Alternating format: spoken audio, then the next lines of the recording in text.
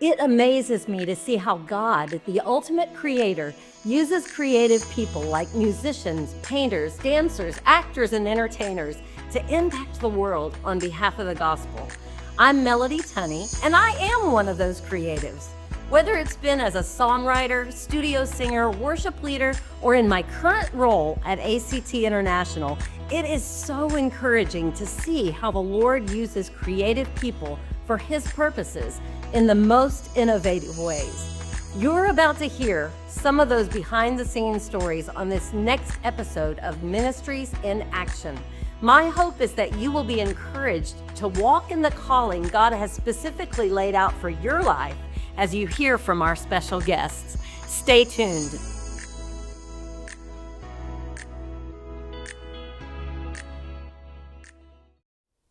Thanks for joining us today on Ministries in Action. My guest is a friend, which is really kind of fun. I'm looking forward to this conversation because my husband and I have known David and Linda Pendleton for quite a long time. And David is a wonderful ventriloquist who uses his gift on behalf of the gospel, and you'll hear about that. But I found this scripture that I wanted to read, and yes, it's kind of taken out of context a little bit, but you'll understand how it ties in. Jeremiah 1:9 says this. It says, "Then the Lord reached out his hand, touched my mouth, and said to me, 'Behold, I have put my words in your mouth.'" And I have to say, David Pendleton takes that to the next level. He puts his words, which are ultimately God's words through him, into the mouths of many of his characters and is able to share the gospel in ways that I can't even imagine often. And so you're going to enjoy this conversation, and I'm so glad you've joined us. Well, David, it is so great to have you with us today. Thank you for being here. Oh, my pleasure, Mel. We have a backstory with your wife Linda and my husband Dick, and where we met. Do you remember where we met? Oh, yeah, absolutely. Okay, do you remember the story? We met on an airplane. Yes. On our way to Italy, Venice, Yes. Italy, where we were going to be embarking on a Mediterranean cruise. Yes. With Insight for Living, Chuck Swindoll, his ministry. You had been invited to come as worship leaders and as a part of the music team that were a part of the conference group. And Linda and I were invited to come where I would be providing my ventriloquist act entertainment on that particular cruise. Right, so, right. And yeah. I remember we were a few rows apart, and you told us this later, but I can vouch for us that we were sort of looking at you guys and going, I think that's David and Linda Pendleton, and you were saying something similar. Well, I didn't have to guess. Oh, I already knew because I was already a big fan. So sweet. I knew you, and I had seen First Call as backup singers with Sandy Patty. I'd seen her in concert live, and so I had already seen Dick Tunney on the piano and in concert. So I knew already, but it was still pretty fun to have the opportunity to meet you there. It was. So then we go from the plane to the tour had arranged for some transportation from the Venice airport to Venice, and you have to be on a boat. Yeah, water taxi. A water taxi. Essentially, yes. Put us on a water taxi. Yes, so, and you had your two sons with you, and I remember we were all, disheveled after a night, on the plane. And it's like, hi, nice to meet you. Let's get on a boat together. Yeah. And didn't Dick loan you his hat or something? Oh, he did, yeah, because I didn't have my hat with me, and as you can tell, I'm a little concerned about how sunburned I might get on the top of my head. So yeah, it was a great adventure. Well, it was, and a fun memory, and God has allowed our paths to cross many more times since then, and we treasure you and Linda as friends, which makes this even more fun. Yeah, for and sure. you're a part of ACT, Right. And so we're all kind of part of that same family. Yeah. So I want to go back to your start. I think people are always interested in where you have this calling for ministry, Right. and how did it evolve Yeah. into what you're doing now? And tell us a little bit about what you do now. Yeah, of course. Well, I started learning ventriloquism when I was very young. I was about 6 years old, Okay. Which seems That's rather crazy. amazing. It that really is. that I would start learning this thing that I am still doing at my Yes. age. Yes. At the age of 6, that's when it all started. But I was fascinated by puppets of all kinds. Mm-hmm. There have been, if anybody knows anything about me, many people already kind of know that story about me. But that is when I got started. I had a record album that my grandmother gave me that was made by Jimmy Nelson, who was a relatively well-known ventriloquist in that era. This was back in the 60s, who had produced a record album called Instant Ventriloquism. And that actually spawned the next generation of ventriloquists. Most Wow. ventriloquists that I know, my age, we all learned off that same record album that Jimmy Nelson put out. So he's giving instruction. Yeah, on Like a record. what kind of things did he say? Right. It was really basic instruction. Now, ventriloquism, of course, one of your first skills that you have to learn is how to form difficult sounds, or rather, I should say, sounds that you would normally form with your lips. You have to learn how to form those sounds without using your lips, obviously. So for example, the B sound, B, you can't say that without moving your lips. Right. So you have to replicate that sound using a substitute sound. So the B sound would actually be the D sound, or duh, because you're using your tongue to replicate what normally the sound that would be made. And so on the record album, the reason I'm smiling is because his teaching was so basic. He basically said, so you say D, but you think B.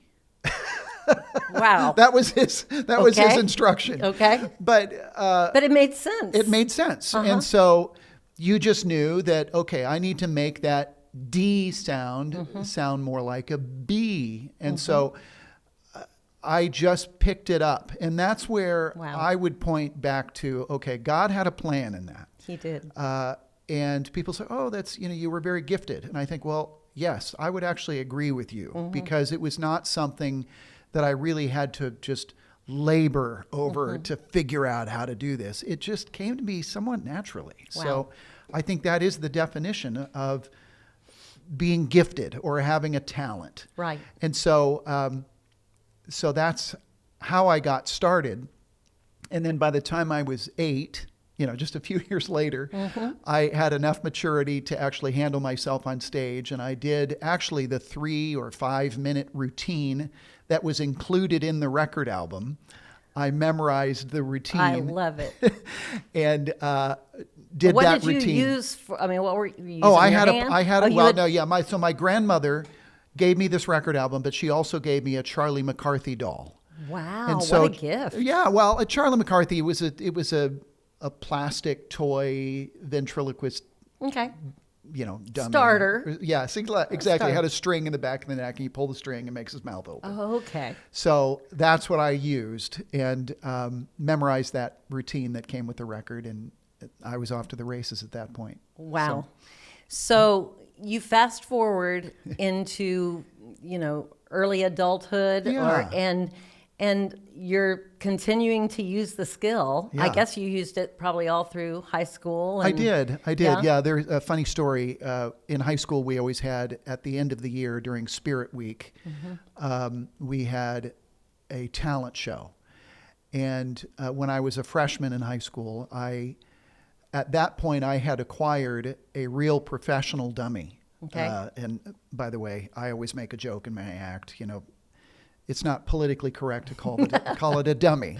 So if we're going to be politically correct, we would refer to it as a wooden American. So That's the joke. Yes, but yeah, yes, I mean, yes. it's fine. You can call it a dummy or a puppet or whatever. Yes. But, so I had acquired this professional puppet that was more than just the toy with the string in the back of the neck to make him work. But I came up with a routine that basically was poking fun through the puppet, was poking fun at teachers and administrators in the school. And so, yeah, it was a little... I mean, a little thin ice yes, there exactly. a little bit. But it demonstrated that, you could get away with that as a ventriloquist because, hey, it's the puppet. And of course, the ventriloquist is saying, you shouldn't say that. Oh, that don't insult, the teacher or whatever. But the students, of course, loved it. And so it kind of became this tradition. Excuse me. It became a tradition every year then after that in the talent show that I was going to come up and, give... They couldn't wait to see what you were going to say. What did he come up with this year? What's he going to do? And so that made it a popular thing in the talent show. But what that meant was I was developing my skills as an entertainer. I was getting more and more comfortable being on stage and comfortable in front of an audience. I was writing material, and let's face it, I wasn't necessarily, most of my material was not original. It was stuff that I found in joke books. At that time, there were these books that came out called 2001 Insults. So I looked through the insult, book, and they're punchlines, one-liners and things, but they're clever. And so I looked through that and tried to think about, okay, what personality, yes, and what personality in the school might this fit? So, so that's how that got started. But I was cultivating during that time how to construct an act. And I also started attending a ventriloquist convention. I actually did that when I was younger. I went for the first time when I was 13 years old. Goodness. And there was a convention, of all things, of ventriloquists that met near Cincinnati, Ohio. I'm sure this is news to most of our listeners today. There's such a thing. That something like that exists. Yeah. So really there, as I was interacting and with professional ventriloquists or people that were semi-professional, you're picking up just by osmosis how they do things and what works and what doesn't. And those are the kinds of things that are talked about at a ventriloquist convention. Yes. So, did that through high school. I was going to say worked my way through high school, but really I worked my way through college doing the ventriloquism and being paid for it because I landed a job at Kings Island, which is like a Six Flags there in Ohio, a theme park, and seasonal. So while I was during spring or summer break, would do my performing there at that theme park. Wow. Well, and I know you came to know the Lord in high school. I did. And so, I mean, I think it's probably an obvious answer that in those days you probably didn't think, I bet I'll be doing ventriloquism as my ministry for the rest of my life. Yeah. But how did that evolve? How did this skill that obviously God had gifted you with and a love for it? Yeah. And God gives us the desires of our hearts, and meaning He puts desires in our hearts. Yes. That's the thing is exactly. That's the what key. He gives us. Yes. Is that He's putting a desire in us. Right. And so that's what it means when it says He gives us the desires of our heart. Not that He gives us whatever we desire. Yes, exactly. Right. Yes. And that's how sometimes our theology can be a little messed up. Right. But you're right. He gives us these desires. Yeah. And then because He is our Heavenly Father, He is the one who loves us more than we can even imagine. He allows us to fulfill those desires. Yes. And so I see that in your ministry, and from a 6-year-old boy. You just loved the idea of doing this. And then fast forward, and the Lord comes into your heart as a high schooler. So then when did you see this turning into a tool Well, for ministry? yes, no, it's a great question. So I got involved with Campus Crusade for Christ when I Okay. was in college. So that was really when I began to really grow in my relationship with Christ and deepen. Right. I was reading the Bible. I was in Bible study. Like none of that was a part of my life early on as a high school student, but I became more and more serious about that when I got to college and specifically plugged in with Campus Crusade. Campus Crusade had somebody that was a part of their staff whose name was Andre Cole. Andre was an illusionist, and he used his magic act. It was just a very entertaining kind of classic magic act that he did. But there was a very powerful segment of his show where he used magic, but gave an illustration of the gospel. Okay. And so it was really watching him that made me start to think about how, oh, this is a way that I could use this to build a bridge Right. To share the gospel. Right. So In a creative way. And again, back to, ACT, yeah, we're all about creatives. Right. And that's one of the joys of my job, is to be able to just see how God uses. I mean, that's crazy. That's a wonderful story. And, Yeah. that you saw that, and then you think, how can I tie in evangelism and ministry through right. this? And of course, I was surrounded by people who were very serious about this idea of, we need to fulfill the Great Commission. Right. God has Right. called us to go therefore into all nations, baptizing them and teaching them all that I have commanded you, but making disciples Right. of the nations. And so when you're around people that is what they're talking about all the time, you can't help but to think about, okay, how might the Lord use me in that situation? So I was initially on staff with Campus Crusade for many years. Okay. But as I finish the race now, there's just something very special about being a part of Artists in Christian Testimony.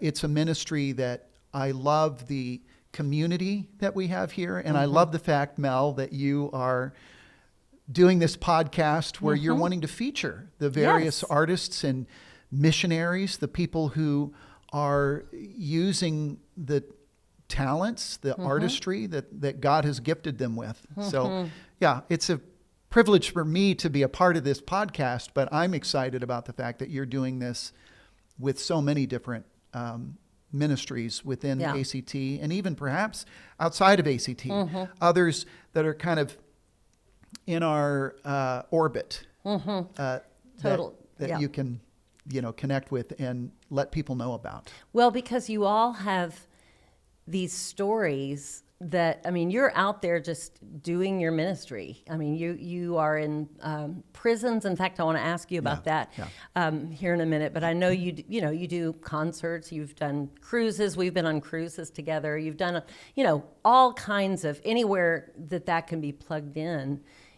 You do that. But I love the opportunity to let other people know how God is using you in your ministry. So let's go to prisons, because that's been something lately, really, that God seems to be opening up. Well, it's actually, through the years, maybe. Yeah, through the years for sure, but it's definitely something that I continue to make a priority. Of course, I joke and say, prisons are great because it is a captive audience. Let's be honest about that. But it really is a great place to be able to go and try to bring something that is life-affirming. Yes. And filled with joy. Filled with joy that will bring smiles to people's faces. And that is one of the most rewarding things about what I have the opportunity to do. Like, I always come away from those times feeling like, okay, I've been blessed, perhaps a lot more than the people that I have now gone in there to try to bless. Yes. But I work with a ministry called Behind the Walls. It's actually was a ministry founded by Bill Glass, who was a football player. Yep. That's right. And he was an evangelist, and somebody challenged him to take his evangelistic crusade, if you will, into prisons. And so he started doing that decades ago. And along the way, I met somebody who was a platform guest with the Bill Glass Prison Ministry, and this person invited me in. Now, I thought, okay, I have no idea how this is going to go. Here we have, me, I was young at the time, looking like Opie Taylor, you know what I'm saying? Like just this very... naive. Yes, exactly. That's the word. Yeah. And I'm bringing puppets into this situation. Right. But I was really blown away by how much the inmates in the prisons, how much they laughed and how much they just enjoyed the show. Right. And then how responsive they were as we would turn the corner and share the gospel, which again, I cultivated that in terms of how would I do that within my own act, much like Andre Cole did that in his illusion show or magic show. Yeah. So yeah, that is still a very important part of what I do. Every year I do multiple events like that all over the country. And the Bill Glass Prison Ministry, now Behind the Walls, contact me and say, hey, these are the weekends we have, which ones are you available to come on? So I'm always quite ready to do that. Ready to say yes to any of those that I can, and always very happy that they have contacted me to put that all together. So what is one of the most rewarding areas of what you do? And I guess I mean it in terms of what are the times in your ministry where you remember in Chariots of Fire when he says, when I run, I feel God's pleasure. Yes. And so what are those moments for you? And maybe it's a story of a time that you absolutely just knew, I am here for right now, and God has placed me here.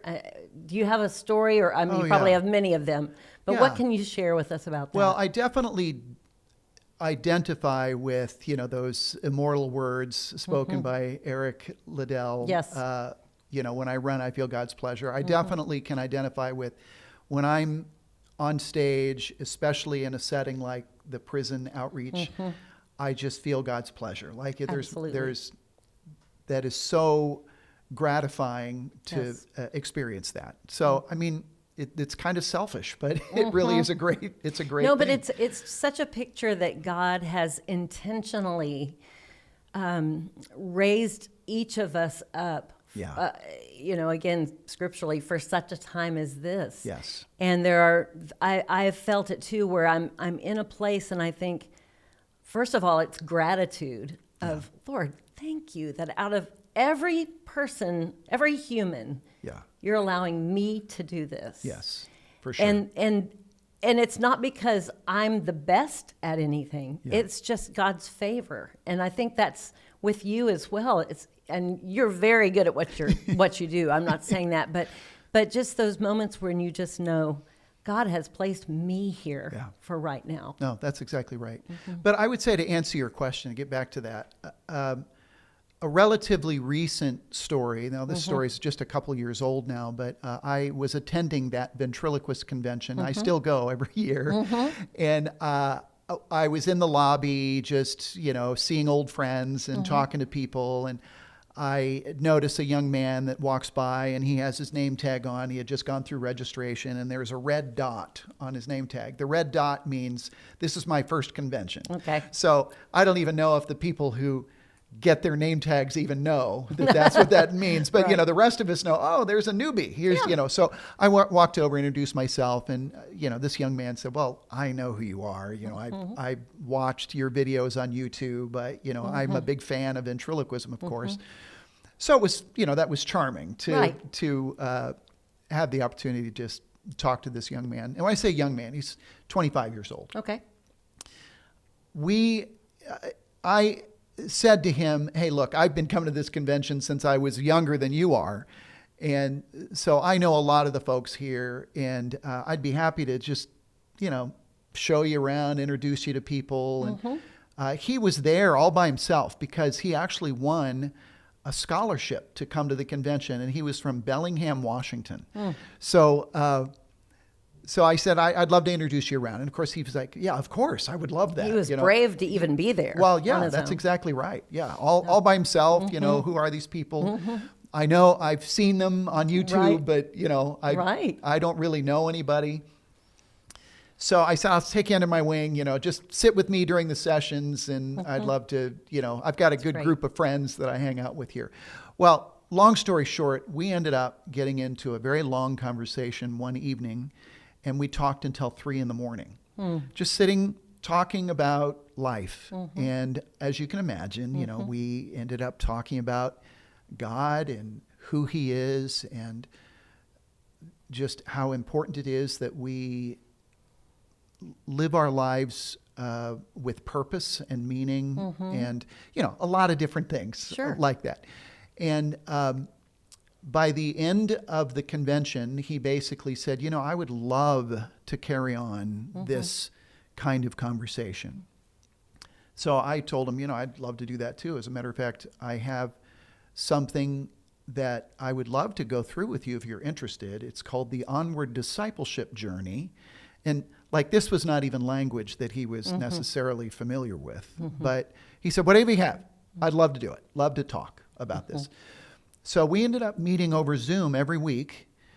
I love and it. second week that we met, basically he came to a place where he said, I know that I need to surrender my life to Jesus, and I'm ready to do that. And so by then I just said, I think you know what to do. I didn't need to lead him through some prayer. This was something that he knew himself, that he just needed to surrender. Right. And so that then started a discipleship relationship that has carried on to this day. Wow. We still meet every week. And there's actually a group of guys that are a part of this ventriloquist community that are a part of another meeting. We don't meet as frequently. That is a Bible study, like a group Bible study. But again, these are guys that are across the whole country. Brady is 3 time zones away. There's another guy that's in California that is a part of this group, another guy in Kansas that's a part of the group.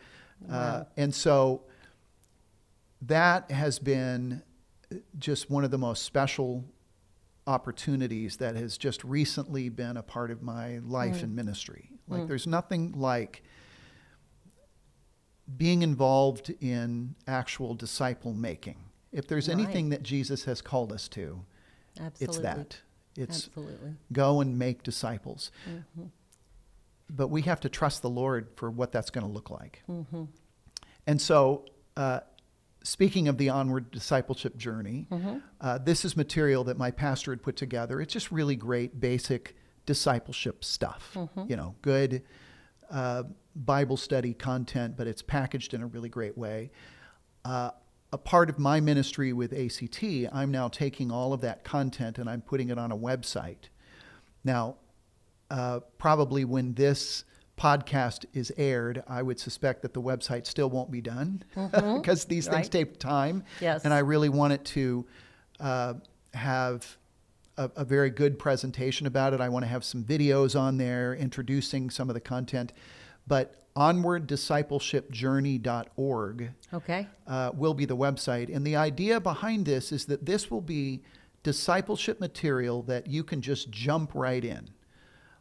And it's the kind of thing that you don't need to be a seminary trained That's so great. person to be able to use this.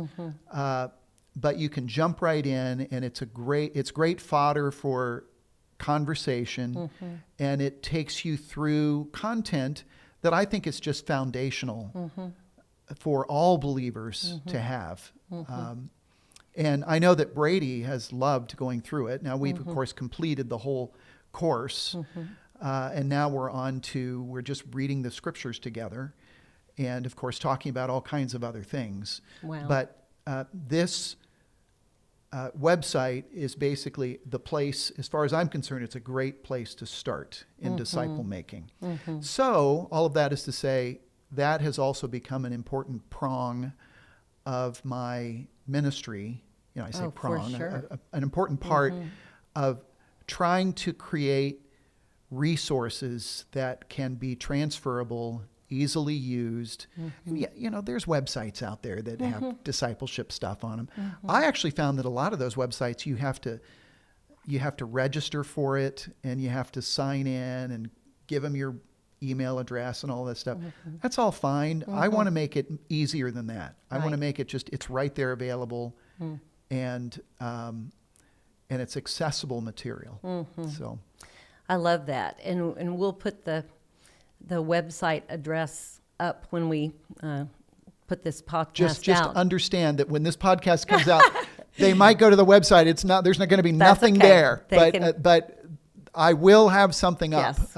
and I'm working on it as quickly as I can to get it up and running. And of course, it'll be developed over time. Yeah. So. Well, and what I'm hearing you say as well is, and I have found this in my life, my husband and I would say this, there's so many opportunities that happen in our walk with the Lord that, first of all, many that we're never looking for. Yeah.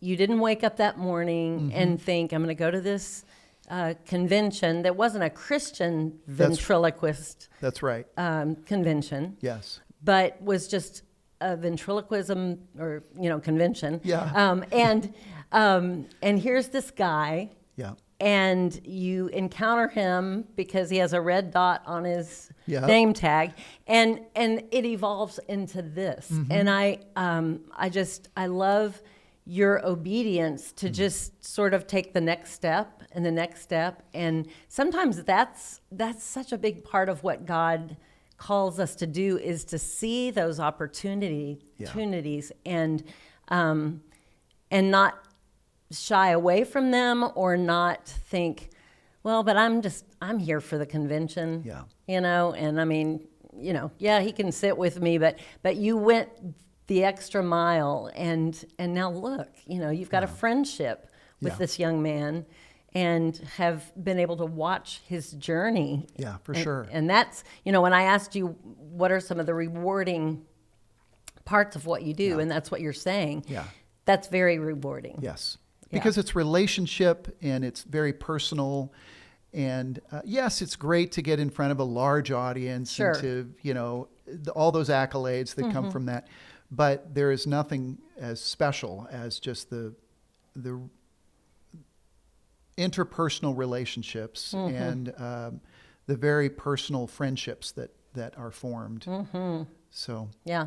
Well, I think we've talked long enough without introducing one of your friends. You brought a friend with you today. And oh my goodness. How are you? I am so good. Well, so good to see you, Melody. Thank you. And I know your name is Aunt Tilly. That's right. Yes, Aunt I've Tilly. seen you many times, and I'm a fan of yours. Oh, not well. I'm a fan of yours. Well, Yes. no. I've been a big fan for years at First Call, the group you're Really? in. Yeah. Well, thank I you. had That is so. every one of your tapes. And That's right. yes, we did have cassette tapes Cassette back in. tapes, that's right. Yes, back in the day. I've always kind of thought it would be fun if I could be a part of that group. Really? Well, really, you think you could be a part of First Call? Well, I don't see why not. well, as our fan base, as we get older, a lot of our fans are generally your age, so Well, that there works you out go. pretty That- well. I So- don't know what she means by that. So, what vocal parts do you like to sing? Well, I'm not sure. No, which you could. I sing alto. Well, I could probably handle that. Okay, Yeah. Bonnie sings soprano. Yeah. You could probably Well, handle. maybe I could sing second alto. I like it. There you go. Why not? You There you you could go. just make up your own part. Yeah, some people sing, the notes on the keys, and I sing the notes in the cracks, as they say. The notes in between. That's right. Somebody has to sing those. That's right. Yes. Well, would you want to audition Oh, for me my. today? I mean, Well, I don't know if you have a well, song prepared. I often sing that old hymn, softly and tenderly. Oh, I love that one. Well, could I you love sing that hymn too. sing a little bit for Well, us? I'll try. That's more for me than her. All right. Softly and tenderly, Jesus is calling, calling for you and for me. See on the portals, he's waiting and watching, watching for you and for me. There you go. Oh, you're in. Oh, thank You're you, in. honey. The next time we do a concert, Yeah. which I'm not really sure when that will be, but I will give you a call. Oh, that's and exciting. and Yeah. that would be There you wonderful. go. Thank you Yeah. for joining us today. Okay, so I thought Okay. since we have Aunt Tilly here, one thing we haven't talked about is how I actually share the gospel. Yes. And so you know this already, but when I was during that season in college, when I was thinking about how I would share the gospel, it occurred to me that ventriloquism really does offer what I would call an uber illustration of the gospel. And so what I typically do is I'm going to take my hand. Oh, honey, I'll die. That's true. That's literally what happens. So what I do on stage is I actually take my hand outside of Tilly. Doesn't it look sad to see her It hand does. there? Just I don't love this I part. know, exactly. But, talk about how Aunt Tilly was made just for me, which is true. I had her fashioned and designed with a Right. specific purpose in mind, obviously, to be used in my act. And she was made in the image of a human being. Right. She's not a human being, but made in the image Right. of a human being. And of course, we all know the comparison there. You and I were created with a specific purpose in mind, and we were created in the image of God. We're not God, but created in his image. Of course, there's a great mystery there as to exactly what that means. Right. But we do know that we are created in his image. Aunt Tilly, of course, has a little problem. She has no life apart from me. And you and I have a similar problem. We have no spiritual life apart from a relationship with the one who created us. And so God has given us a way to have a relationship with him, and that he's done in the gift of his son, Jesus. And when we invite him to come into our lives and to fill our lives, he literally comes to live in us and through us, and that restores to us the very purpose for which we were created. So that kind of in a nutshell is how I would illustrate the gospel in my program. And you can imagine how that kind of plays out even in a prison setting where I've For just, sure. we've just had everybody laughing, and then it does get a little serious. But what an incredible opportunity it is for me to be able to then turn the corner and use that illustration. So that's how I generally do that. Tilly, I'm going to put you back down. Oh, honey, be careful. All right, Jen. It's amazing, David, that when you put your hand in her, and I mean, I'm sitting right here, and so I'm watching. In fact, you were talking, and I found myself looking at her sometimes and going, "No, look at him. yeah. He's the one talking."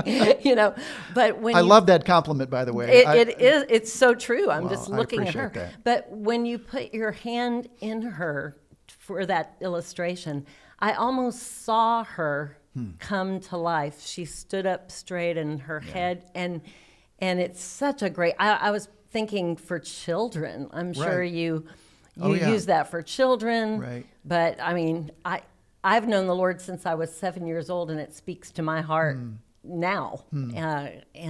So that thank you. I love it. Thanks for that. I love the creativity. Once again, we go back to what God has instilled, and it's from Him. You know, He gave you that illustration. Yeah. And what a perfect way, to share the gospel. How can we best pray for your ministry in the days ahead? Well, pray that the Lord continues to open doors like we've just talked about. I've been telling this story about Brady among my friends for a couple of years now, but it also occurs to me every time I tell the story, I want that to continue. And so for me, quite honestly, just selfishly, pray that the Lord would be bringing more opportunities like that. Yes. Like that was an opportunity that just dropped in my lap.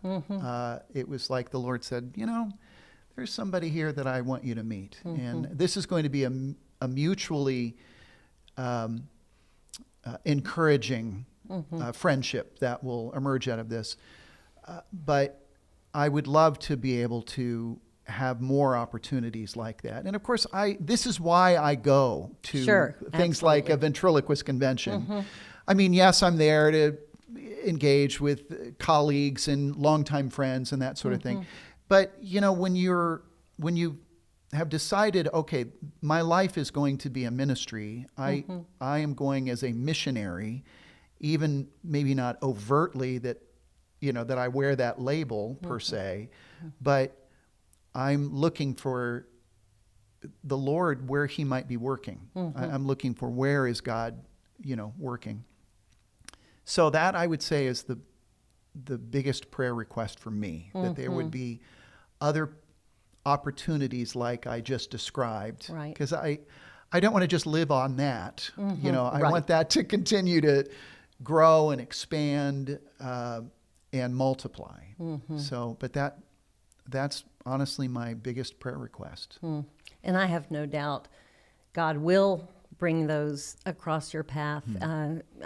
We were talking earlier that something my husband and I talk about a lot is that God loves us not for what we do, but for who we are in Him. Yeah. I mean, He gave you the ability to do for Him. He gave that ability to me as well, and opportunities to do. And like you said, there's nothing like being on the stage and knowing you're where God wants you to be, hearing laughter, hearing people connect with your ministry and those kind of things.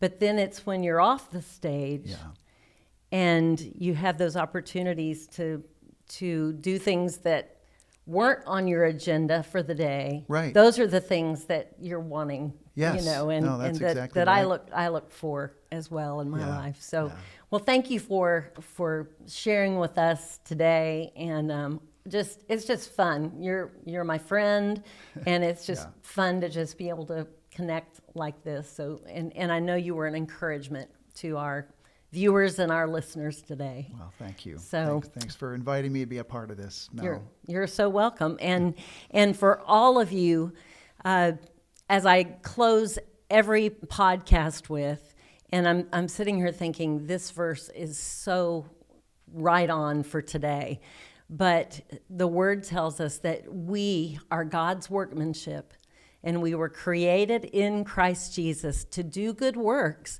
which God prepared in advance for us to do. So that's my prayer for you, my prayer for us as well, that we continue to walk in that. Thanks for joining us. Thank you for joining us for today's Ministries in Action podcast. If you are looking for a home to use your unique talents for the kingdom, visit our website at actinternational.org. We would love to help you fulfill your God-given mission.